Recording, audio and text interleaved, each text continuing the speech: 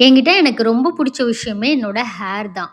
எனக்கு சின்ன வயசுலேருந்தே ஒரு ஆசை இருந்தது. ஆக்டர் ஷாலினி மேம் மாரி ஹேர் ஸ்டைல் வச்சுக்கணுன்ட்டு. அதே மாரி ஹேர் ஸ்டைல் ஒரு பீரியட் ஆஃப் டைம்ல வைக்கவும் செஞ்சிருந்தேன். ஆனா எனக்கு தெரியாது ஹெல்த்த ஸ்பாயில் பண்ணிட்டோம்னா ஹேரும் ஃபால் ஆயிடும் அப்படின்னு சொல்லிட்டு. ஹேர் ஃபால் ஆக ஆக எனக்கு ஸ்ட்ரெஸ்ஸும் ஃபார்ம் ஆக ஆரம்பிச்சது. இதனால அவசரப்பட்டு என்னோட ஹேரையும் கட் பண்ணிட்டேன். ரொம்ப லாங்கா வச்சுக்கணும்னு ஆசைப்பட்டேன். பட் இப்ப ஷார்ட் ஹேரா ஆக்கிட்டமேங்கிற ஃபீல் பண்ணிட்டே இருந்தேன். அப்பதான் வேதிக் பத்தி எனக்கு தெரிய வந்துச்சு. வேதிக்கோட வெப்சைட்ல எனக்கு என்ன மாரி ஹெல்த் இஷ்யூஸ் இருக்கு, தென் எனக்கு ஹேர் ஃபால் ஆகுதா, டாண்ட்ரஃப் இருக்கா, எல்லாத்தையுமே நான் குடுத்து கஸ்டமைஸ் பண்ணி டாக்டரோட கன்சல்டிங்கோட தான் இந்த ஆயில் நான் வாங்கியிருந்தேன். ப்ராப்பரா யூஸ் பண்ணியிருந்தேன்.